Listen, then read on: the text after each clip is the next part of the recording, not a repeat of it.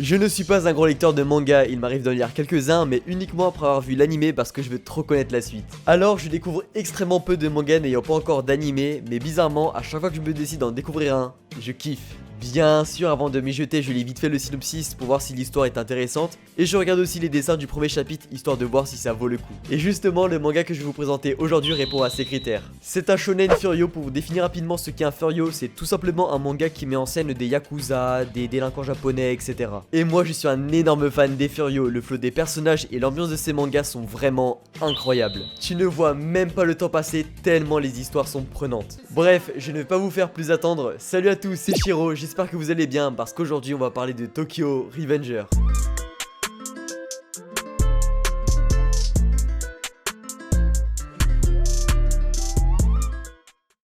À 26 ans, Takemichi a le sentiment d'avoir déjà raté sa vie. En effet, le jeune homme jongle entre petits boulots qui payent tout juste son loyer. En regardant la télé, il apprend que son ex-petite amie Hinata est décédée. La seule petite amie qu'il ait eue vient d'être tuée par un groupe infâme connu sous le nom de Tokyo Manjikai. Encore sous le choc, Takemichi est à son tour victime d'un accident dans le métro qui le ramène inexplicablement 12 ans en arrière lorsqu'il était encore au collège. Et à cette époque, il n'avait rien à voir avec ce qu'il est aujourd'hui, c'était un bad boy qui travaillait pour le Tokyo Manjikai.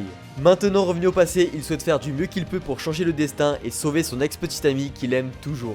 Mais pour y parvenir, il devra faire énormément de choix importants et il finira par se retrouver en plein milieu des complots du Tokyo Manjikai ainsi que de son charismatique et mystérieux leader, Mickey. Tokyo Revenger est un réel bijou à mes yeux. Bon, bien sûr, il n'est pas parfait, mais quel plaisir de lire des œuvres pareilles. Comme je vous l'ai dit en introduction, j'aime énormément les mangas Furio qui mettent en scène des Yankees, des Yakuza. Ils ont vraiment une ambiance années 80 qui me plaît beaucoup. Le fait de les voir sur leurs motos, les uniformes, les différents caractères rebelles et j'en passe, tout ça leur donne un flow incroyable. Surtout pour Draken et Mickey, les deux plus hauts gradés du gang, dès que je les vois je suis trop content. Il y a tellement de virilité qui s'en dégage, que ce soit en termes de confrontation entre gangs où là ça part totalement en mêlée générale. D'ailleurs les planches sont incroyables. Les combats en 1v1 qui font toujours plaisir, ou tout simplement de par les discours du leader Mickey à la Erwin dans SNK qui motive tout le gang. Il y a aussi cet esprit de solidarité que tu retrouves que chez eux. Si tu tapes mon pote, et bah tout le gang vient te faire la fête. Moi j'adore tout ça, et ce genre d'histoire se fait assez rare à mon goût, du moins en termes de popularité. C'est sûr que les Furios ont une ambiance rétro, mais c'est justement ça qui fait leur charme aussi.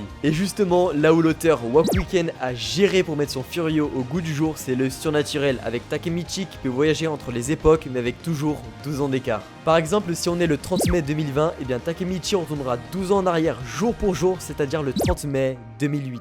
Et s'il passe une journée dans le passé, c'est comme s'il passait une journée dans le futur, donc il doit vraiment faire attention à bien gérer son temps dans le passé pour pas que son corps du futur soit impacté de son absence. C'est un peu comme Erased si vous connaissez, sauf qu'ici Takemichi peut voyager plusieurs fois. En vrai, c'est vraiment un bon délire. Qui n'a jamais voulu retourner dans le passé pour faire un choix différent et qui aurait sûrement changé sa vie? Takemichi lui en est bien conscient, il ne veut plus reproduire les mêmes erreurs du passé et s'affirmer plus en tant que vrai bonhomme qui n'a peur de rien et qui pourra sauver ses amis.